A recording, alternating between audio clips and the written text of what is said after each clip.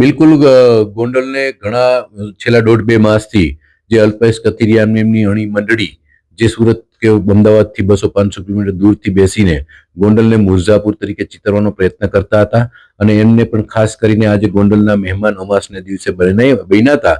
તો ગોંડલની જનતાએ જે એમની પ્રત્યે રોષ હતો, કારણ કે આ ભગવત ભૂમિ ગોંડલ છે, આ કોઈ મિર્ઝાપુર ગોંડલ નથી. આ 18 વર્ણો શાંતિપ્રિય રીતે રહે છે. આ વિકાસશીલ ગોંડલ છે અને જે રીતે ગોંડલ એટલે અમારી માતૃભૂમિ છે, મારા સૌની માતૃભૂમિ છે અને અમારી મા માથે કોઈ લાંછન લગાડવા આવે તો સ્વાભાવિક એને અમારે જવાબ આપવો પડે. અને ગોંડલની જનતાએ, ગણેશભાઈના સમર્થકોએ આજે સારી રીતે ઈ આની મંડળીને જવાબ આપ્યો છે અને અમારી સ્ટાઇલથી પણ જવાબ આપ્યો છે. ખરેખર કાયદો વ્યવસ્થાના લઈ અને જે પ્રકારના બનાવો બન્યા છે આ બાબતે તમે શું કહેશો કે ખરેખર આ બાબત થવી જોઈએ?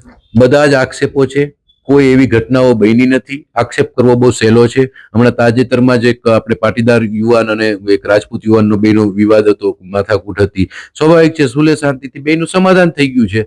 પણ બહારથી બેઠેલા લોકો નક્કી કરે છે, એને એવા ચશ્મા આવ્યા છે કે ગોંડલ મિર્ઝાપુર છે. હવે અમારા દ્રષ્ટિએ અમારા નજરમાં તો અમને એવા ચશ્મા છે કે અમારે તો ગોંડલ ભગવત ભૂમિ છે. પણ આવા જે આ તત્વો છે જે પોતાના વિસ્તારમાં ક્યાં હાયલા નથી, પોતાના ખેતર ખેડી નથી હઈ ગયા, પોતાના વિસ્તારોની અંદર ચૂંટણી લડી નથી ગયા, જીતી નથી હઈ ગયા અને ગોંડલને ખરાબો સમજીને અહીંયા કોઈ ખેડવા આવતું હોય તો એ ગોંડલની જનતાએ એને જવાબ આપ્યો છે. આગામી દિવસોની અંદર પણ અમે એને આહવાન કરીએ છીએ, કોઈ પણ ચૂંટણી લડવી હોય તો અમારા ગણેશભાઈએ જે રીતે સુલતાનપુરથી આહવાન કર્યું છે એ રીતે અમે પણ બધા કરી છીએ કે આપ આવો ચૂંટણી લડવા. ગોંડલની જનતા એમને ચોક્કસ જવાબ આપશે. એટલે એવી વાત કરું છું કે જે બહારના નેતાઓ છે પણ અહીંના પણ સ્થાનિકો છે તેમની સાથે છે, જેમ કે દિનેશ પાતર છે એ સહિતના જે આગેવાનો છે તે પણ સવાલો ઉઠી રહ્યા છે, મિર્ઝાપુરના નામ કહી રહ્યા છે. બિલકુલ આવા ગોંડલના જે તત્વો છે અને એ તત્વો ખાસ કરીને ગોંડલને મિર્ઝાપુર કહેતા હોય એ લાંછન કહેવાય.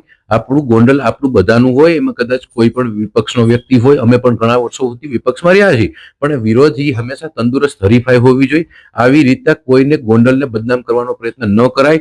અને જે આપે નામ આપ્યા દિનેશભાઈ પાતર હોય કે બીજા અન્ય એમની જે કોઈ ટીમ હોય, એ ટીમને ગોંડલની પ્રજાએ નથી નગરપાલિકાના સભ્યો બનાવ્યા, નથી તાલુકા પંચાયતને બનાવ્યા, નથી ગ્રામ પંચાયતના સભ્યો સુધી પહોંચ્યા.